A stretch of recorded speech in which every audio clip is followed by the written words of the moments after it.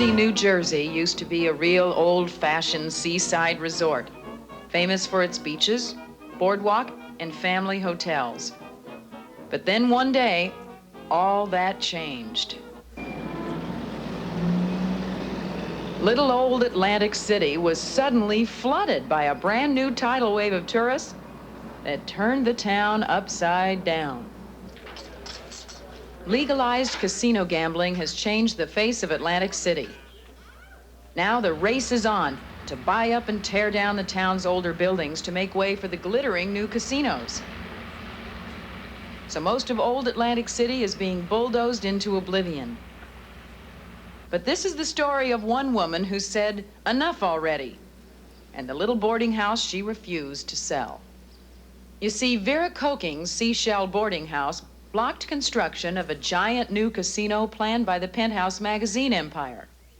Penthouse head Bob Guccione managed to buy up just about every house on the block. Every house except this one. I went to see the lady who stood in the way of what some call progress. What if Penthouse came to your door right now and said, we'll pay you $2 million? What would you say? I love my house. I don't want to sell at all.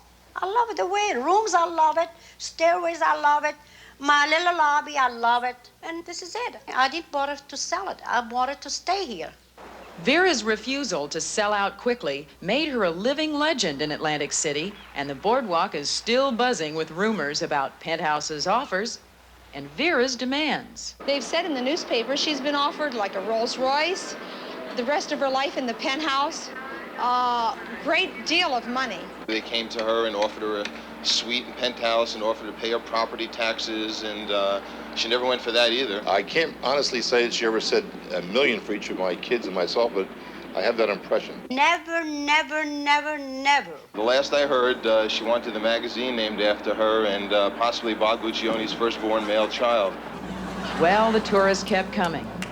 Penthouse insists they offered Vera more than $500,000, but that Vera demanded no less than $7 million and a Rolls Royce.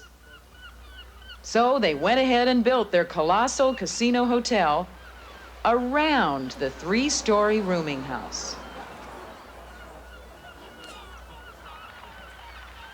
True, nowadays when Vera Coking goes out to water the lawn, it takes a lot less time than before, but the view from the windows sure isn't what it used to be.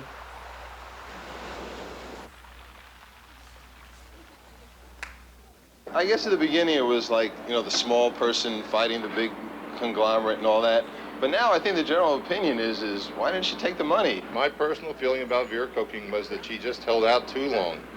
It was a bluff that just didn't work out. Well, I just want to go on record as saying that my partners and I have discussed this. We have a small business here on the boardwalk, and any casino owners that have a couple of million cold cash laying around that are interested in moving in and removing dipsticks, the hot dog stand, we will definitely talk turkey, or talk hot dog anyway. Are you going to stay here? Yes.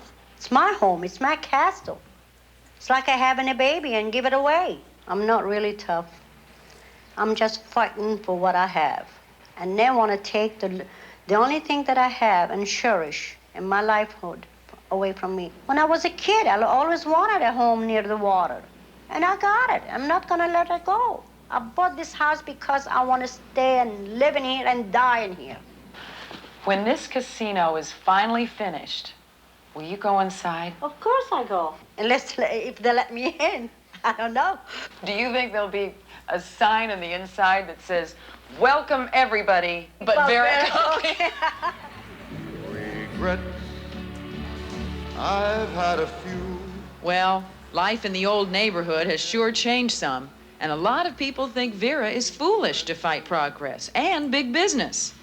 But she has no regrets and shows no sign of giving in. My